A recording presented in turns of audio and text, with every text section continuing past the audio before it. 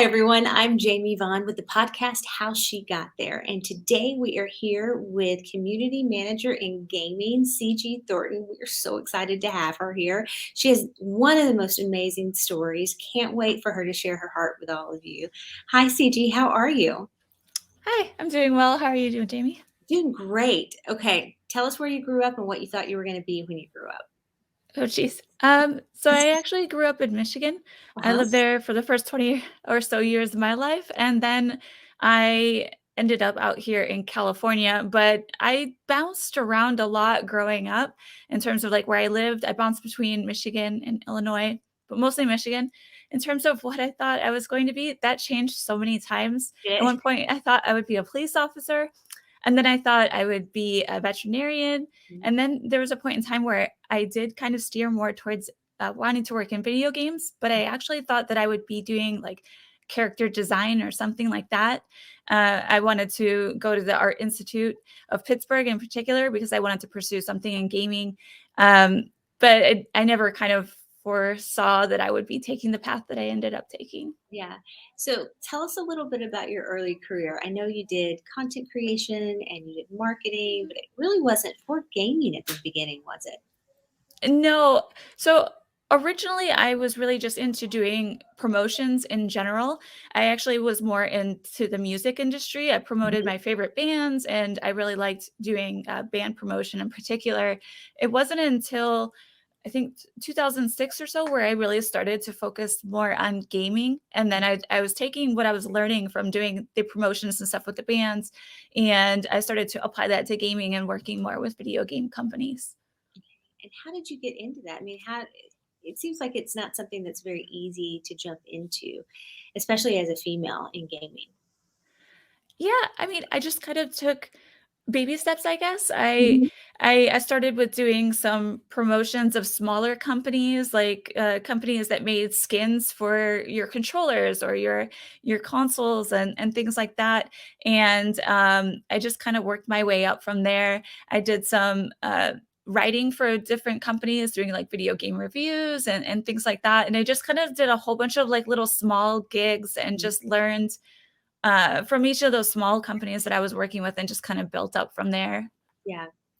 And where are you now? Are you allowed to tell us? Well, I'm actually in between jobs right now because I'm getting ready to start a new position with a company called Drifter. Mhm. And full disclosure, we helped her find that job, so we're That is really true. That is excited. very true. How Thank is you so it? much. Okay, shameless plug. How was it working with us and JP, who was your recruiter? JP is great. Oh my gosh. I was talking to him. I was like, "How are you not like he seems like he should be an influencer manager or something like Mhm. that." He just even though he wasn't a former professional gamer himself, he just kind of he seemed like he knew everything about me and my past and like this type of career and like what I should focus on to make sure that I was presenting the best version of myself to the company. And he was just such a big help. I feel like I definitely couldn't have got this position without his help and his insight and his motivation and everything.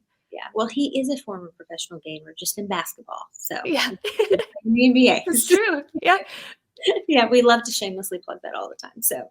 Um, so community managers, what do they do in the gaming world for people who don't know? Yeah. Well, a community manager is basically like 13 different positions in one. Mhm. As a community manager, I always tell people I'm a jack of all trades, and I feel like you really have to be in order for this position because you're doing video editing, you're doing copywriting, you're doing PR, you're doing social media management. You're really doing a ton of different things. You're at events, you're doing I mean just everything under the sun pretty Mhm. much in this position. It's hard to describe in like a single sentence what Right. a community manager is just because it touches so many different Mhm. elements. Mhm. I understand that completely. So, how do you think we get more women into the gaming world? That is a good question. I feel like it's multi-level Mhm. because it's not just about, oh, we want more women in gaming and then we're just going to do this thing X, Y, Z and it's Right. going to happen. It's so many levels. There's a lot of toxicity for one that has to kind of Mhm. settle down or go away completely in order for more women to feel comfortable getting into gaming because there are women out there gaming, there are women out there that are professionally gaming and things like that, but there is like this kind of barrier where there's women who are afraid to kind of get into gaming or get into esports and things like that just because of the toxicity. They don't want to hop on the mic and say something and get called out or get attacked. And it does happen, which is really unfortunate. So it does drive a lot of women away. You have to, right now, to get into gaming, like you have to have a pretty thick skin. You have to not let things bother you, and you have to be able to push through that toxicity.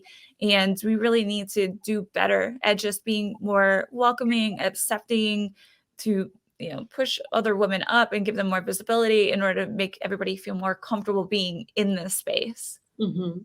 So tell me about when you became a professional guitar player for Guitar Hero, or not a guitar player, but professional gamer for Guitar Hero, because that used to be the rage. I remember that's when I had actually played. Yeah, I wish that it was still a thing. So that was back in 2006, 2007. Mm-hmm. I was doing my promotional and marketing work like part-time. So I would work 3 days a week and then I have 4 days off pretty much. And to fill that time, I was just kind of looking for things to do. And somebody actually hit me up on MySpace. This is how long ago this is. This is back in the MySpace days. So they're like, hey, I saw that you like Guitar Hero on your MySpace, and I'm actually doing this tournament called the Midnight Gaming Championship, and Guitar Hero is one of the games, and like you should stop by and check it out. And it turned out it was this like 6 or 7 week long series of tournaments that would take place at different McDonald's in the Dallas-Fort Worth area. And there was like Tekken, and there was Guitar Hero and some other sports games and things like that. And I ended up going just because I was like, this sounds cool. And I was okay at the game. And I ended up falling in love with it. I just like, I learned so much about the game that I never knew. Like I was not into competitive for Guitar Hero at the time. I was just kind of playing for fun. And to kind of see that competitive scene and get up there and play and learn all these new things from other players, I was like, I want to be a part of this.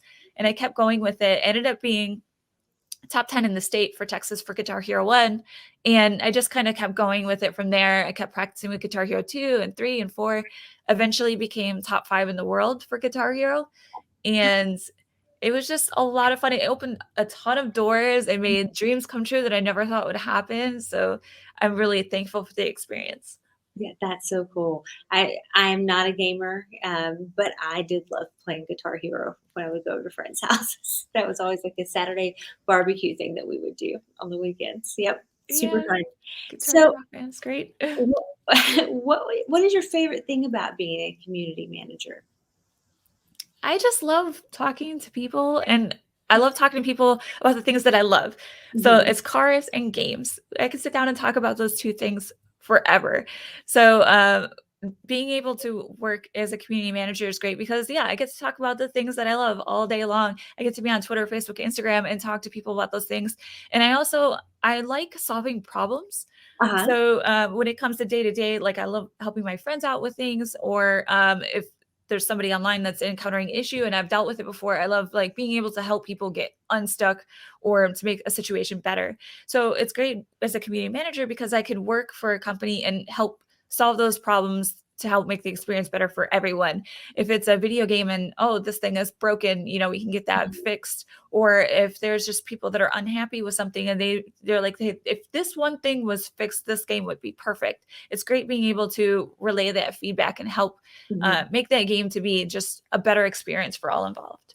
Oh, that sounds like so much fun. I kind of do that a little bit here, but on a much smaller scale. So I Yeah. get, your hands are kind of into a little bit of everything. And so you Yeah. kind of do have to be a jack of all trades. But Mhm. okay, I want to know where your Twitter handle came from. StarSlayer.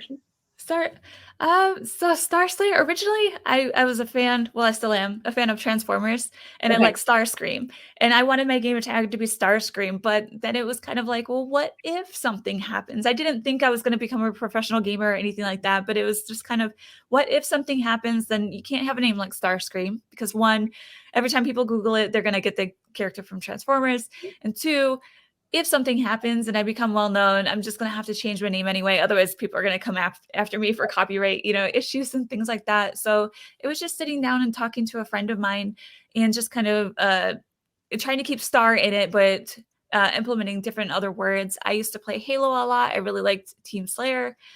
So it's implementing the star and then the Slayer, which actually ended up being taken.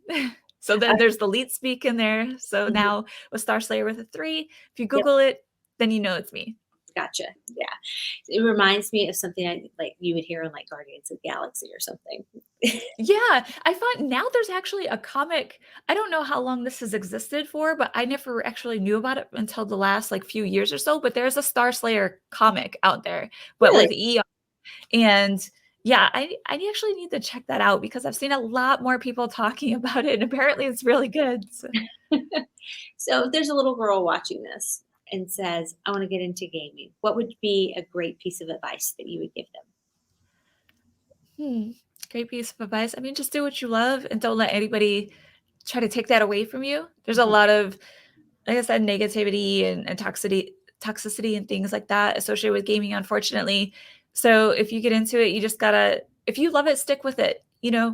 Um, it's sometimes hard to be strong, but get get a good group of friends to play with. Surround yourself with positive people, and don't lose that passion for gaming. Mhm. Yeah. Can you tell us what inspires you? What inspires me? A lot of people I follow a lot of people on Twitter and Instagram that are just super creative and Mhm. really interesting, and they're always diving into those things that I'm kind of like too afraid to dive into because I just don't really know much about it. For example, NFT creation. There's a lot of artists that I follow that are creating NFTs right now, and just kind of seeing how that whole process works is really Mhm. interesting to me. Uh, TikTokers, there's so many people getting into TikTok, and these people are like, it's amazing to see the stuff that they can do with a simple Mhm. phone. I It, know. it's crazy their editing skills. And if you've ever like seen a video and you're like, wow, that's really cool, and then you watch how they made it with all these like crazy cuts, like Mhm. I don't know. It's Yeah. just kind of amazing for me, like, sitting down and watching these, like, tutorial videos that they do because I learned so much, like, so Yep. many things I didn't think were possible. Yep. I'm doing the same thing too, trying to figure all of that out. So are you pro NFT or anti NFT? So, it's something that is very new to me and that Mhm. I'm still learning a lot about. So, I'm pro NFT because if you think about it in the way, like, back in the day, there used to be, oh, actually, okay, sorry. I kinda lost my train of thought. It's okay. Cut. Yeah, I well, overall, I'm pro NFT, but I still have a lot to learn. It's just a whole new space for me that I haven't really been super involved in. I've kind of watched it from afar. I've watched my friends who are artists get into NFTs and just kind of learning more about the blockchain. So I'm into it, but it's still a learning process for me. Yep. Yep. Completely understand. Well, Yeah. CG, if somebody wants to follow you on socials, how do they do that? Yeah, I am at StarSlayer on Twitter, Facebook, Instagram, uh, StarSlay3r. Make sure you have the 3 in there, and that's how you can find me. Thank you so much for coming by. We cannot wait to see what happens for you in this new role. We're so excited for you. Thank you. And we can't wait to see what's the big next thing that you do. Thank you very much. Just